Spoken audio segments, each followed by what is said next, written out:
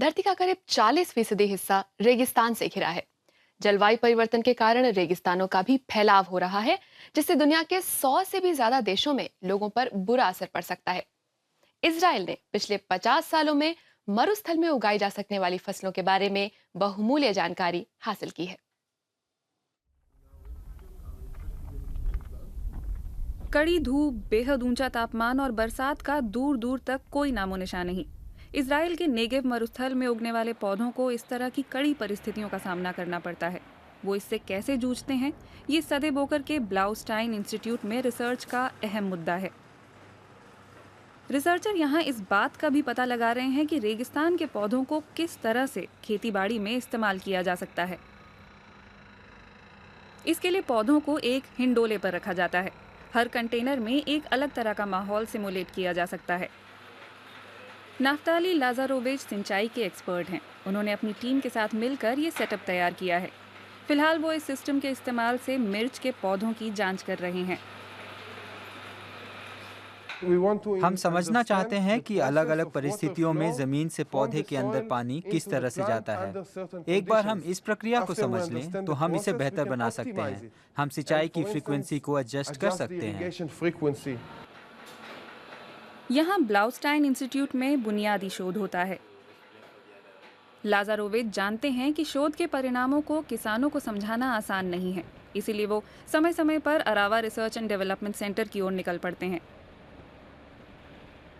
मृत सागर के करीब स्थित इस इंस्टीट्यूट तक पहुंचने के लिए उन्हें 1.5 घंटे का सफर तय करना पड़ता है। वो जानना चाहते हैं कि शोध के नतीजों को व्यवहार में कैसे लाया जा सकता है। अंगूर हो, मिर्च या फिर बाजरा, रिसर्चर यहाँ इस बात का पता लगा रहे हैं कि क्या ये पौधे असल परिस्थितियों में भी वैसे ही पेश आते हैं जैसे कि प्रयोगशाला में। लक्ष्य है पौधों को लेकर ऐसे बदलाव करना जिससे किसानों को सीधा फायदा मिल सके। यहाँ वो खजूर के पेड़ की जांच कर रहे हैं।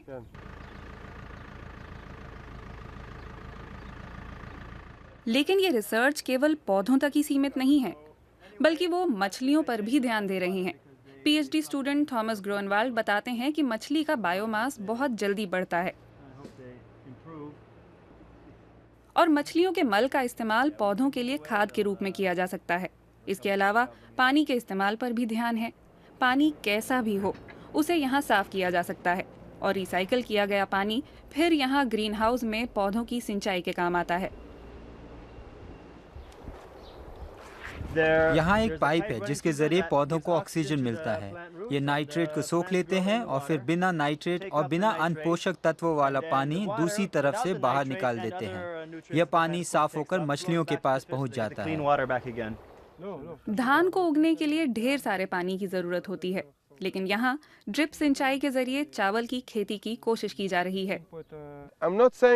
मैं ये नहीं कहता कि भविष्य में हम इजराइल में चावल उगाने लगेंगे, लेकिन हमारे यहाँ आने वाले बहुत से वॉलंटियर पूर्वी एशिया से नाता रखते हैं और उनमें से बहुतों ने ड्रिप इरिगेशन की पढ़ाई की है। वे यहाँ चावल के साथ उसे टेस्ट कर रहे हैं क्योंकि वे उससे अच्छी तरह वाकिफ हैं। ये स्टूडेंट जब यहाँ से अपने घर लौटेंगे तो अपने साथ ये ज्ञान लेकर जाएंगे कि कम पानी से किस तरह चावल उगाया जा सकता है, वो भी पर्यावरण को नुकसान पहुँचाए बिना।